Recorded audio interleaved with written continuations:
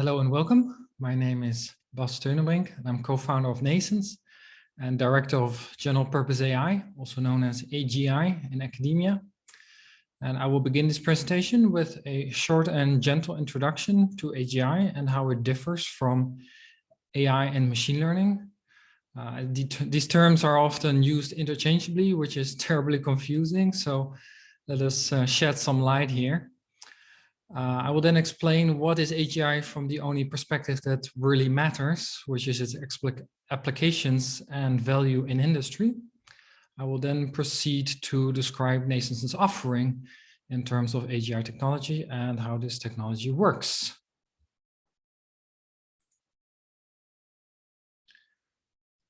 So AGI, as it was originally conceived in the 1950s, this term, when it was first coined, stood for the endeavor to replicate human-level general-purpose intelligence in machine. And with the knowledge of hindsight, it is no surprise that this turned out to be rather more difficult than anticipated, but surprise at the time nonetheless. And what happened then is that artificial intelligence splintered into lots of different subfields, working on different sub-problems where good progress could be made, which makes sense in a way. And then AI became this kind of umbrella term for these different subfields, but hardly anyone was still working on creating this singular thinking machine. However, in recent years, machine learning, being a subfield of AI, has demonstrated tremendous value in a wide range of industrial applications. And as a result, some of the algorithms involved have reached a good level of maturity. And implementations of these algorithms have become quite a commodity. However, the expertise required to obtain valuable results on real-world industrial problems is unfortunately not a commodity. And it is exactly this world-class expertise that is also offered by Nascence. But this is not the end of the story, so far from it actually, because what machine learning offers is great for implementing closed-loop systems. Closed-loop systems are good at providing near instantaneous optimized responses, but as any technology, they have their shortcomings. For example, closed-loop systems struggle in coping with changes. They struggle in handling long-tail distributions. They struggle in offering explainability, etc. But closed loop is only one of two main levels of behaviors. At the first level, closed loop behavior is fast, automatic, and finely tuned to one task and one set of circumstances. But at the second level, open loop behaviors are slow and deliberative and adaptive to changes and unknowns. And so we come to AGI, Artificial General Intelligence, which is in principle a renaming of the original goal of AI, and thereby complements other subfields of AI, namely by implementing this second level of behavior, which are the cognitive processes such as deliberation, understanding, and self-assessment. And I should firmly emphasize, however, that AGI is meant to complement those closed loop systems and not to replace them. AGI, as the name implies, is general purpose, but we are not chasing the Hollywood fantasy of cute androids that just want to be loved by humans. No, we are targeting real-world intelligent systems that add value in industry. Here we list the properties that are relevant to the specifics of the industrial domain. First, do you prefer a machine that works blindly or that thinks about and understands what it's doing? Second, you may want to be sure that the machine is going to perform as you want and thus to understand what the machine knows. Third, do you need a machine that is completely attuned to one set of circumstances, or do you foresee changes? Do you foresee unknown unknowns? Fourth, sometimes data is just not available, or available data is not relevant. In some cases, it's a strategic benefit not to rely on big data and thus have a system that is frugal in its data requirements. Fifth, You may need the insurance that the system is not going to break anything. After all, you will be responsible. 6, then, given system complexity, some level of internal automation is needed. The system should tell you what it knows and what it does not. And 7th, no system lives in vacuo. A system is always part of a bigger system. Hence, integration and openness are paramount. So this is a depiction of how a general purpose AI and AGI operates in an industrial setting from this perspective of the AGI itself. We will treat the owner perspective later. First, we note that industrial AI consists of 2 components: a fixed controller, which is interacting with the plant as well as its owner, and an adaptable model of the plant, which contains all the knowledge of the AGI. It is the controller that interacts with the plant in the standard way using sensors and effectors. But the AGI also interacts with its owner, who can change the mission of the AGI at any time by specifying new goal states and new constraints or forbidden states. Conversely, the AGI constantly reports to its owner what it is planning to do and how confident or confused it is. These 2 components of the AGI, controller and model, interact in 3 ways. And these are the 3 parallel main activities of AGI, namely planning, predicting, and learning. First, the goals specified by the owner are propagated backwards through the plant model in a process called abduction in order to come up with plans to execute in the plant at the right time. Second, sensory inputs and inferences are propagated forward through the plant model in a process called deduction, generating further predictions about the plant, which of course have to be checked for conflicts against the AGI's plans. Third, failed predictions or other surprising events signal that the model is not complete or accurate and thus needs to be adapted, which is called learning, of course. These 3 activities together can be summarized as one overall activity, namely that the main business of an AGI is to perform work on command, which is the dynamic coupling of the ever-improving knowledge and ever-changing missions imposed by the owner at any time. So this is the central takeaway message on what is real-world AGI. If nothing else, please remember that AGI is a system capable of performing work on command.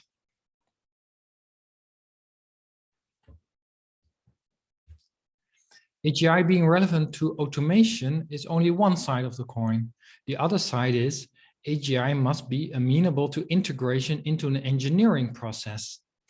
Automation engineering is moving fast, with challenges now arising at the system level for which machine learning, for example, was not designed. AGI addresses the challenges by offering more straightforward methods and handles for performing verification and validation, for ascertaining safety, for coordinating system of systems, and for integrating and interoperating with many foreign systems.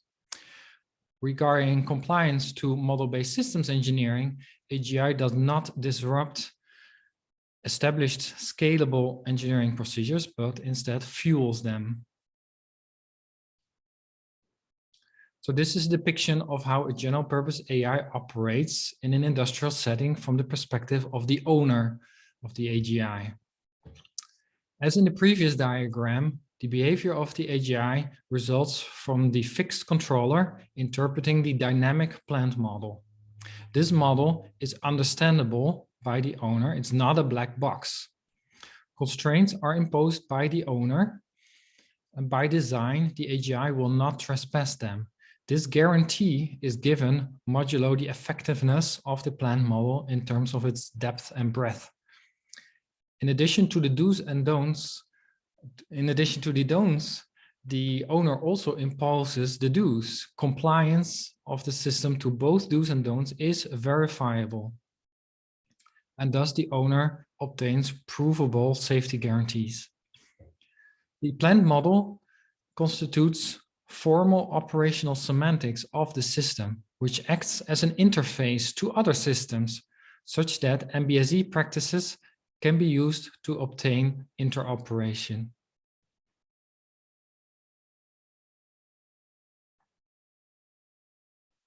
Now, all of these capabilities and properties may sound a bit scary and raises, of course, the question, where do we start? So let me give you an example of an incremental deployment, a gentle deployment, if you will, of an AGI in a generic industrial process control case. In the first stage of deployment, the AGI will be tasked with just modeling a process in a plant. And the result of this process will be an auditable causal representation of that process of the plant. And there's immediate value for the owner in that he will gain insight into this business process by having this explicit model of it. Second stage would be to connect, or at least make the AGI system think it is connected to the effectors in the plant and interpret the control signals of the AGI as recommended actions. And so the human operators can look at the corrective actions suggested by the AGI and thereby build trust and verify the proficiency of the AI. The third stage, which is technically trivial from our point of view, is that the disconnect from between the AGI and the plant is made connected, and of course here the AGI is then in control of the plant or of the process within the plant, and the immediate value here is the cost saving on the operators. The fourth stage is to push more targets to the AGI. These could be quantitative targets, for example, to minimize time or to minimize fuel usage or minimize raw resource usage. And the AGI will then use the knowledge that it has of the plant already to come up with better actions, better plans to control the process. And the value here is, of course, the cost savings on the resources. And the final step, the full step, is the full integration of the AGI as in a system of systems. And this, of course, also implies the possibility of retasking the model system to fit changing requirements and changing circumstances. And the value here is, of course, the business agility with minimal disruption, with minimal reconfiguration downtime. So now let's see 3 use cases corresponding to one or more of these steps, which will give you a high-level idea of where and how AGI will be valuable. In logistics, we find plenty of challenges due to transportation route disruptions, be they sudden or with lead time, amenable to prediction making, due to cost fluctuations outside of your control, such as fuel, due to asset management and scheduling, such as having empty or filled containers where needed, etc. And basically the challenge is to perform the fast replanning in these volatile environments. And AGI as described here is applicable as its work on command capability means it can ingest new business rules and constraints at any time and couple those immediately to its know-how to replan with minimal downtime. In effect, AGI will trade solution quality in favor of responsivity. Anyway, the notion of an optimal solution is moot in volatile environments. Now a use case from manufacturing. Sometimes a process or part thereof needs to be modeled where the data is too scarce for using machine learning techniques, or data is just not available or accessible due to technical or legal obstacles, or the data is highly contextual. With contextual, I mean that it is necessary to model one single individual, such as a singular piece of equipment or a particular driver with his habits and having a particular history. And here statistics are irrelevant because we need to capture the particulars and not the average. And AGI can handle this data scarcity because its model learning capability is not based on statistics, because it can be bootstrapped with expert knowledge, and because it can learn on the job, and thus data collection can be performed at short notice and in a focused way. The contextual nature of the data is then leveraged through the AGI's case-based learning and reasoning ability.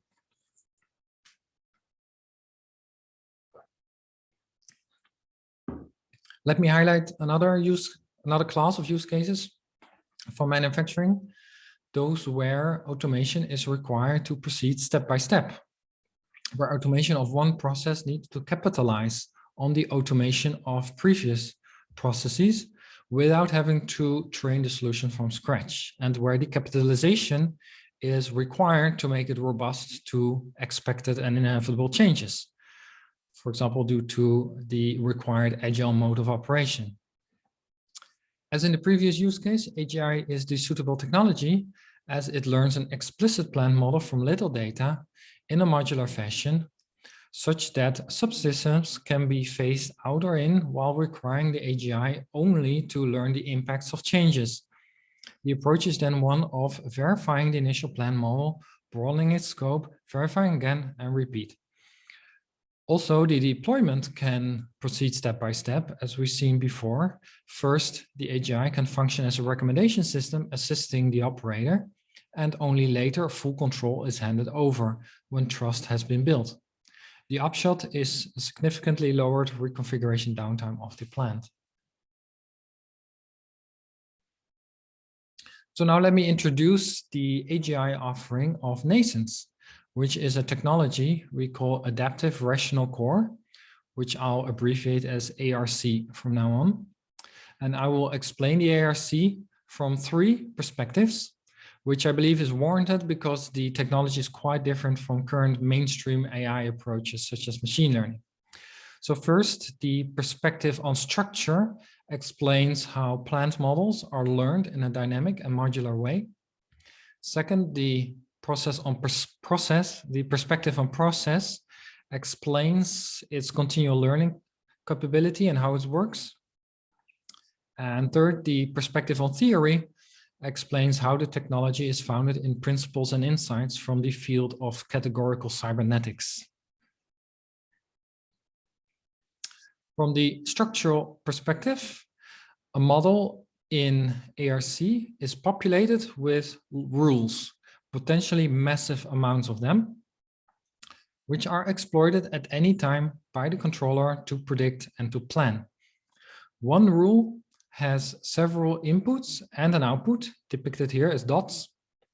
And rules also contain a transfer function to transform inputs to outputs and timing information about inputs and outputs. So basically, one rule R says that when my inputs occur within their respective time windows, then my output will occur within this time interval. These rules embody contracts, meaning they constitute formal guarantees on the coupling of domains and codomains. This will come in handy later in the theory perspective. Rules are also numeric symbolic hybrids based on linear arithmetic, but the technical details of that are outside of scope here. But it's important to note that the rules are non-axiomatic, meaning that truth is a matter of degree and sanctioned only by ongoing experience, and always subject to change due to this unfolding of the circumstances.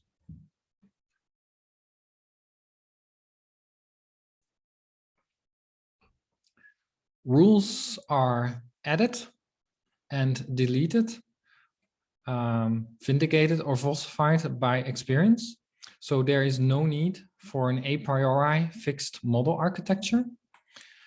And among these rules, there can also be prior knowledge. Prior knowledge can be imparted to speed up or focus the learning, or to impose constraints or optimization targets, or to integrate domain expertise and as interfaces to external subsystems.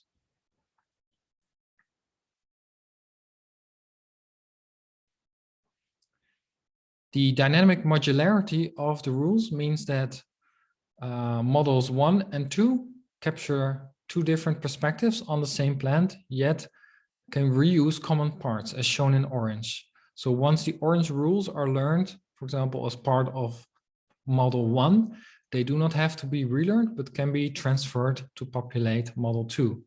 And this is possible because rules capture world knowledge in a completely task agnostic way.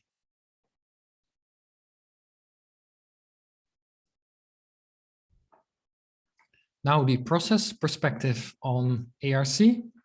The lightning strike event that causes a new rule to be created, as depicted here, is the surprising success of a goal or the failure of a prediction. It is such events that signal that the model is inaccurate or incomplete, and therefore new explanation of the surprising event is created. This explanation is created by taking salient events from the input stream as the left-hand side of a new rule, and the event to be explained as the right-hand side. This rule creation process is erring on the side of inclusion. Some inputs may turn out to be irrelevant, as experience shows that their occurrence or non-occurrence does not help in predicting the output. So over time, rules consolidate to form explanations of their true causes, and the parasitic causes, hypothesized causes, they are deleted. This continual learning process means that ARC does not require troves of data upfront. The rules are fine-grained and modular, facilitating focused training, reuse, and robustness to changing environments. So how are these rules then exploited for control, for doing the work on command? Here we switch then to the theory perspective on ARC. Fundamentally, control is achieved through the synthesis of two important fields, control theory and category theory. From control theory, we know that actions can be computed by combining a forward model and an inverse model. The forward model, shown in blue, takes sensory readout S and computes a prediction P. The inverse model, shown in orange, takes a prediction P and a set point G and computes an action A. Thanks to insights from category theory and leveraging a class of components called optics, we can fuse the forward and inverse models into what is called a lens, which is a compositional object that supports both deduction and abduction using the same signature as the forward and inverse models together. And so we just need one rule R in the shape of a lens to implement both deductive and abductive capabilities. Implemented as lenses, these rules are compositional and can thus be chained while preserving the provable properties of the system as a whole. And so, leveraging the theory of categorical cybernetics, ARC implements the capability to perform work on command by dynamically coupling the ever-changing knowledge, the rules, and the ever-changing missions in open-loop control. ARC is safe in both the obedient and prudent sense.